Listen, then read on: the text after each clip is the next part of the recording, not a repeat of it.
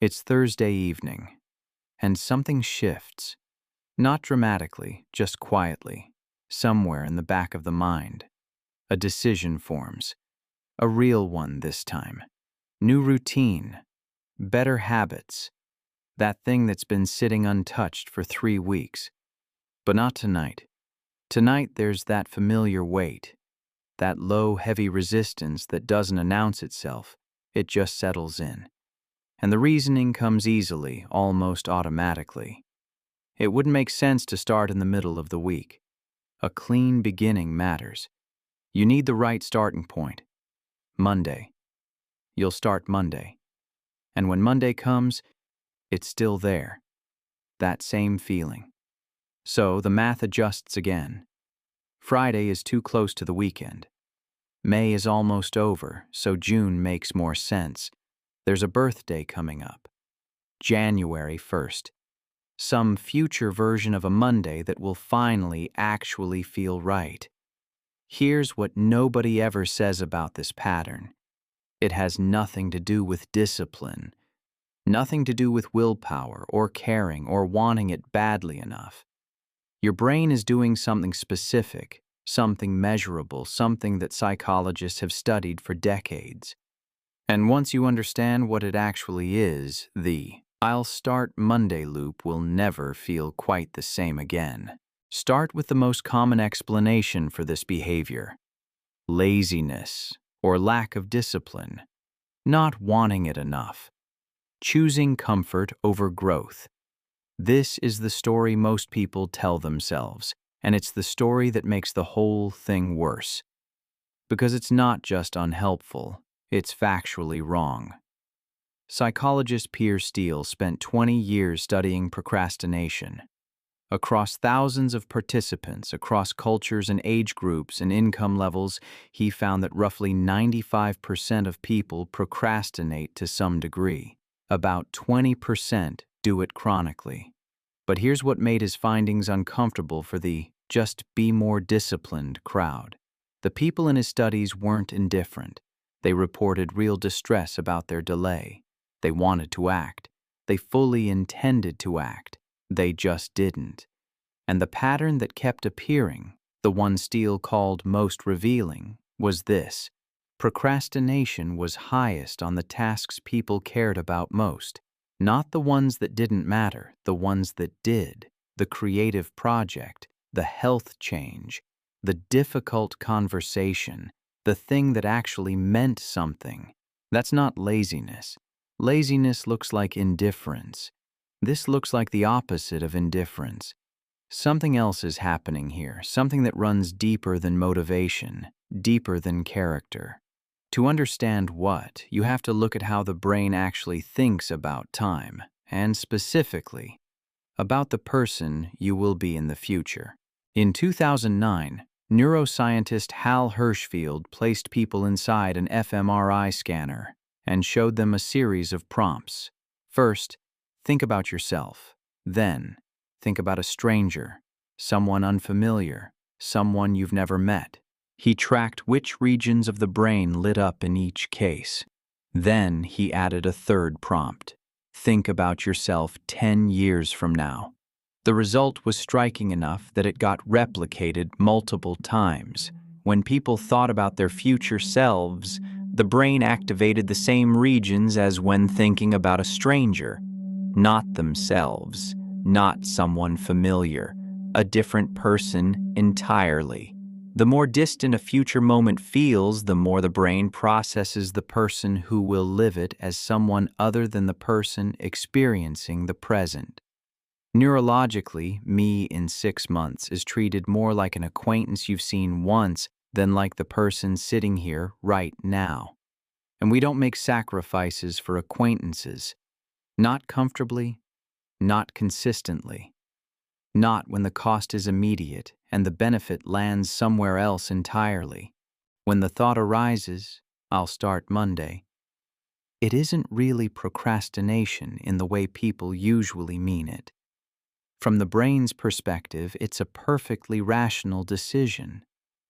Why should this version of me absorb discomfort today so that some future person, someone the brain barely recognizes, can benefit? But here's what most people never notice about Hershfield's work. He didn't stop at the brain scan. In a follow-up study, he showed participants aged photographs of themselves, digitally rendered images of what they might look like at 70 or 80. And after seeing those images, something shifted.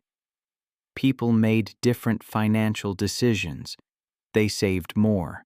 They invested more in their future, not because they'd learned a new strategy, not because anyone told them to, but because they suddenly felt more connected to the person who would need that money. The stranger had become someone recognizable, someone they were responsible for, and that changed the calculation. The Monday self isn't a future version of you that will finally have the willpower you lack right now. The Monday self is, neurologically speaking, a stranger you've never met, and you're being asked to suffer on their behalf. There's a second mechanism at work, and this one goes even deeper into how the brain assigns value. Imagine this choice: $100 right now or $110 in a week. Rationally, the $10 difference over 7 days is an extraordinary return. But in practice, a significant portion of people take the 100 now. The immediate reward feels worth more, even when the logic says otherwise. Now shift the frame. $100 in a year or $110 in a year and a week. Suddenly, almost everyone chooses the $110. The extra week feels negligible when both options are a year away. But stop and look at what just happened. These are the same choice, the same dollar difference, the same 1-week delay. Nothing changed except how far both options are from the present moment. The brain doesn't process time consistently. Close rewards get steeply shrunk in value, even when they're objectively better. Distant rewards get evaluated more clearly, but also feel less real, less urgent, less mine. The curve isn't straight. It bends sharply right at the edge of now. Behavioral economists call this hyperbolic discounting, and it's been documented in every culture, every age group, every income level ever studied. It isn't a personality flaw. It's a feature of how the human brain is built, and it explains exactly why "I'll start Monday" is such a seductive thought, and why it always will be. In this moment, the couch is comfortable. The discomfort of starting is immediate and certain. The benefit of having started is distant and abstract. But Monday? Monday is in the future. And in the future, the math looks completely different. Future self will have energy, clarity, the right conditions.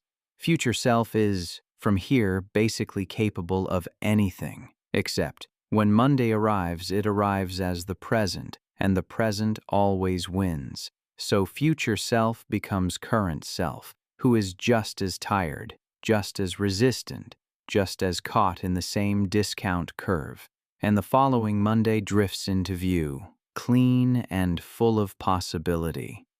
This is not a character judgment. It is literally how the human brain is structured. The present bias is ancient.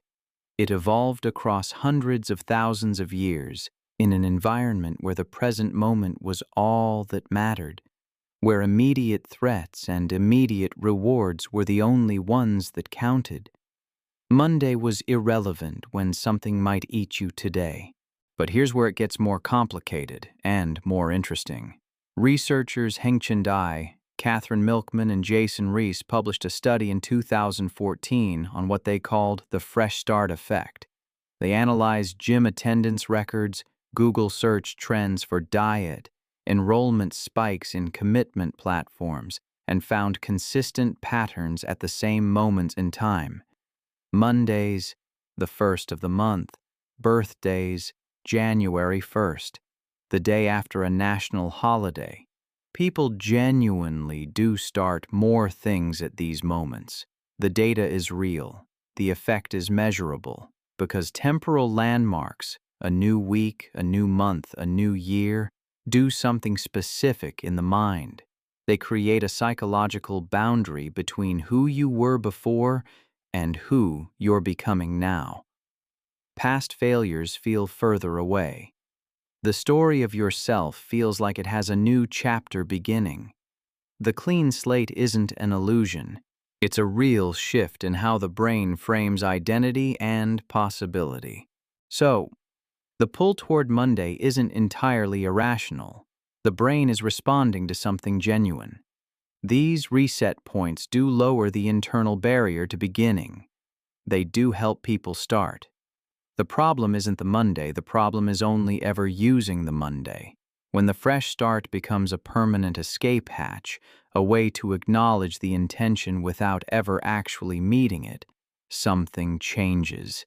Each new Monday arrives carrying the weight of all the previous ones. The clean slate becomes harder and harder to believe. And at some point, the thought itself, "I'll start Monday," stops feeling like a plan and starts feeling like a familiar kind of quiet surrender.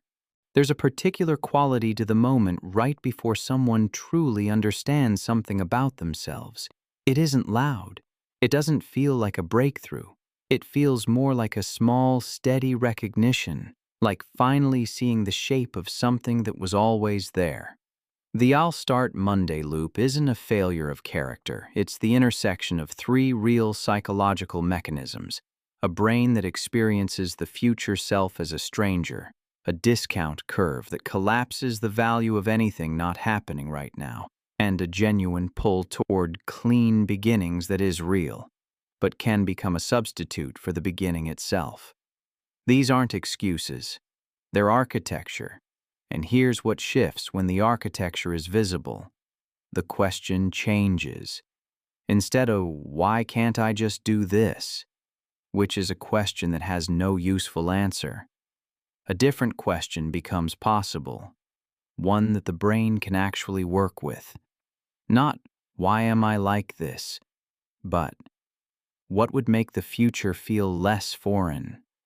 What would make Monday self feel less like a stranger I'm making promises to and more like someone already here?" That question leads somewhere. The self-criticism almost never does. Monday will come. It always does. The question was never whether you'd be ready. It was whether you'd recognize, when it arrived, that you already were.